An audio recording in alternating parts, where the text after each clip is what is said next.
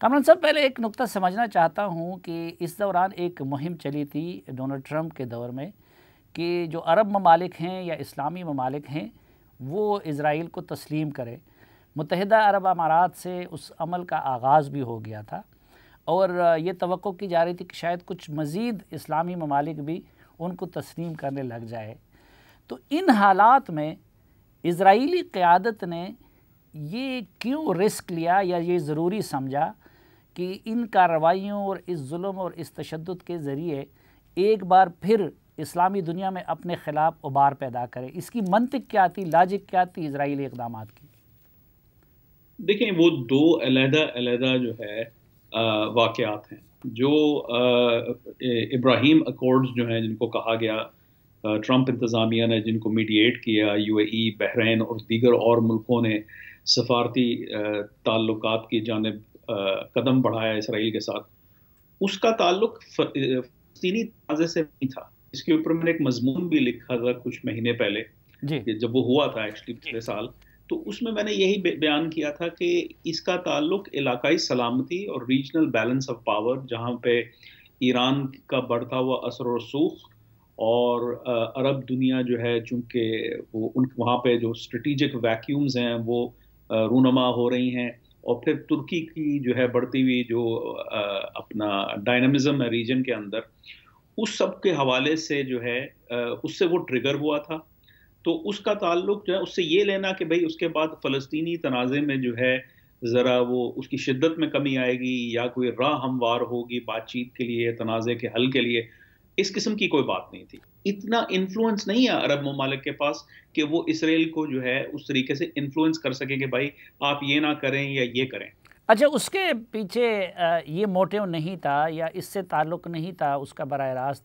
لیکن کیا اب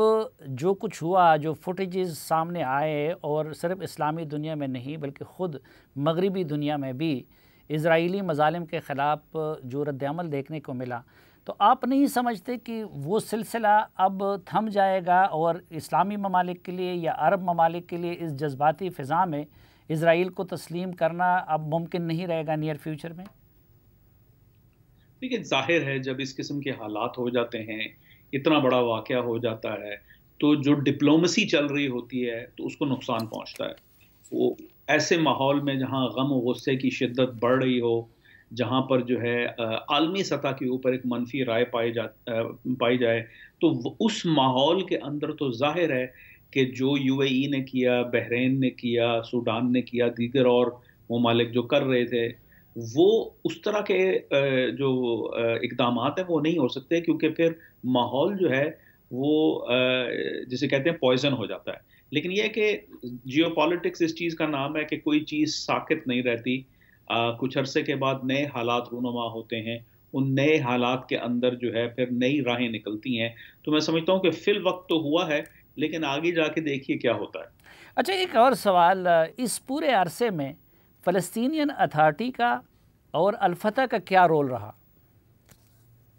دیکھیں، ظاہر ہے ان کو کوئی پوزیشن تو لینی تھی، انہوں نے بیانات بھی جاری کیے اور بیہائنڈ دا سینز ڈپلومیسی بھی کی، لیکن دیکھیں یہ کوئی نئی بات نہیں ہے۔ یہ پہلی دفعہ ایسا نہیں ہے کہ حماس نے جو ہے یہ ڈیسیجن لیا۔ جب ایسا ہوا ہے، یہ چوتھی بار ہے جو اتنی بڑی جنگ ہوئی ہے، اور بیچ میں 2009 سے لے کے اب تک 2008 سے کئی دفعہ ایسا ہوا ہے کہ راکٹ برسائے گئے ہوں، گو کہ اتنی لیول تک جو ہے وہ جسے کہتے ہیں نقصان نہیں ہوا۔ لیکن جب ہوا ہے تو فتح تو اس میں اس کا کوئی رول نہیں ہے، نہ ہی محمود عباس صاحب کی قیادت میں جو پیلسٹینین نیشنل اتھارٹی ہے اس کا کوئی رول ہے، کیونکہ وہاں ان کی رسائی نہیں ہے۔ یہ تو غزہ کے اندر جو ہے جو لڑائی ہوتی ہے، اور اگر آپ دیکھیے ایک پیٹرن ہے کہ کچھ حالات خراب ہوئے خطے کے اندر یا فلسطینیوں کو لے کے کوئی تنازع چھڑا، تو حماس جو ہے ہمیشہ نہیں کرتی، لیکن اکثر ہم نے دیکھا ہے کہ حماس اس موقع کا فائدہ اٹھانا چاہتی ہے، اور وہ اچانک وہ جو جیسے اس واقعے کو لے لیں، یہ شیخ جرح کا جو اپنا علاقہ ہے جروسلم کے اندر جہاں سے فلسطینی گھرانوں کو بے گھر کیا گیا، وہ معاملہ تو لوگ بھول ہی گئے، اور اس میں محمود عباس صاحب کی جماعت تو بالکل ہی دور ہے، کیونکہ وہ تو ان کے علاقے میں نہیں ہے، وہ ویسٹ بینک میں ہیں۔ یہ معاملہ جروسلم میں تھا۔ تو میں نہیں سمجھتا کہ جو ہے پیلسٹینین نیشنل اتھارٹی کسی قسم کا بھی کوئی فعال کردار ادا کر سکتی ہے، اور بلکہ اس کے برعکس کمزور سے کمزور تر ہوتی جا رہی ہے، اور وہاں پر جو ہے وہ قیادت کا بحران ہے، ویکیوم ہے، اور وہ حالات مزید خراب ہوں گے کیونکہ محمود عباس صاحب کی اب عمر بہت زیادہ ہو گئی ہے۔ اب دیکھتے یہ ہے کہ ان کا جانشین کون بنتا ہے۔ اچھا کامران بخاری صاحب، دونوں ملکوں میں اسرائیل اور فلسطین کے اندر جو ڈومیسٹک پولیٹیکل سچویشن ہے وہ بھی کسی حد تک آپ سمجھتے ہیں کہ محرک تھا ان کرائسس کا؟ جی، میں سمجھتا ہوں کہ یہ ایسا ہمیشہ ہوتا ہے کہ کوئی نہ کوئی ڈومیسٹک پولیٹیکل جو ہے وہ ضرورت ہوتی ہے، جس کے تحت جو ہے اتنا بڑا اقدام لیا جاتا ہے، فیصلہ کیا جاتا ہے کہ ہم اتنی جو ہے اتنا بڑا فیصلہ لیں گے، اور پھر بہت سارے لوگوں کا، کیونکہ یہ پہلے سے کیلکولیٹ ہو جاتا ہے۔ دیکھیں چکر یہ ہے کہ جب یہ شیخ جرح کا واقعہ رونما ہوا، لوگوں نے مظاہرے کیے، پولیس کا تشدد ہوا، پھر وہ آگ جو ہے شیخ جرح سے لے کے تو بیت المقدس کی مسجد تک پہنچ گئی، تو اس واقعے میں جو ہے ظاہر ہے وہ کانٹیکسٹ ایسا تھا کہ جہاں پر نتنیاہو صاحب جو ہیں ان کو حکومت چلانے میں دقت ہو رہی تھی، دوسری جانب سے جو ہے معاہدے ہو رہے تھے، کولیشن بن رہا تھا، تو وہ ایک طرح سے بریدر مل گیا نتنیاہو صاحب کو، اور انہوں نے اب اپنی پوزیشن مزید مستحکم کر لی ہے، تو ان کو ڈومیسٹک پولیٹیکل فائدہ ہو گیا۔ یہ کہنا کہ بھائی انہوں نے یہ جان بوجھ کے کچھ کیا کہ تاکہ جو ہے دھیان کیا جائے، تو وہ ذرا کنسپریسی تھیوری میں بات چلی جاتی ہے، لیکن اس میں کوئی شک نہیں ہے کہ اس سے بہت زیادہ فائدہ نتنیاہو صاحب کو ہوا ہے، کیونکہ ان کی پوزیشن گر رہی تھی، اب وہ مستحکم ہو گئی ہے، کم از کم فی الوقت۔ اچھا، ہم مسلمان تو ظاہری بات ہے کہ اس معاملے کو سارا جذبات کے آئینے میں دیکھتے ہیں اور زمینی حقائق کو سمجھنے کی کوشش بہت کم کرتے ہیں،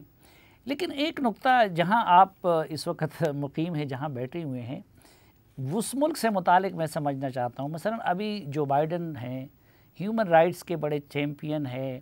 عملاً بھی ان کو جمال خشوگی کے معاملے سے بھی اتنی تکلیف ہوتی ہے کہ وہ سعودی عرب سے بھی اپنا تعلق خراب کر لیتے ہیں، باقی جگہ بھی ہیومن رائٹس کی وہ بات کرتے ہیں۔ خود انہوں نے ٹرمپ کی تقریباً بہت ساری چیزوں کو ریورس کر دیا، لیکن ایک جگہ پہ جو ٹرمپ کی پالیسی اور ان کا وہ ہے، وہ اسرائیل سے متعلق ہے، اور پھر میرے لیے بڑی حیران کن تھی جو انہوں نے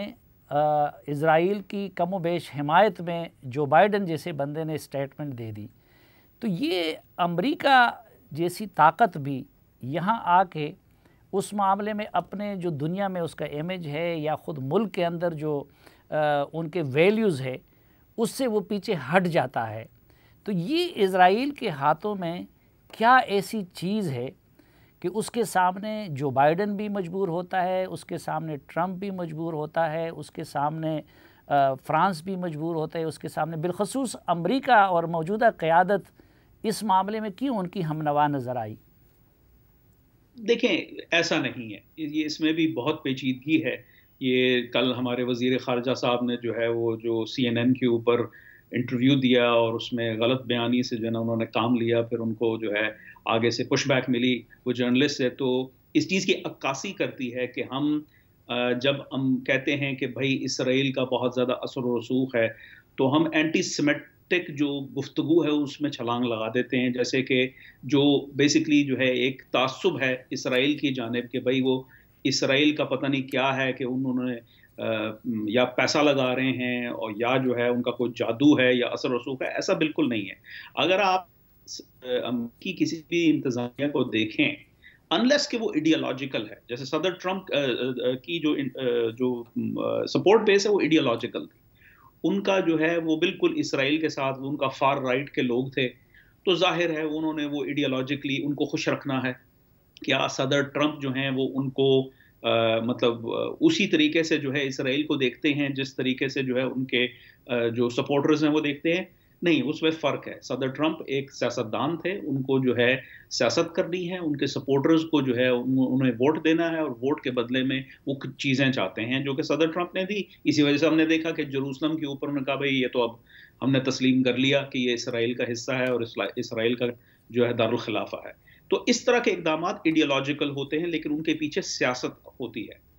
جہاں تک صدر بائیڈن کی انتظامیہ کا تعلق ہے، دیکھیں اس دفعہ تو جو ہے بہت زیادہ فرق محسوس ہوا ہے جو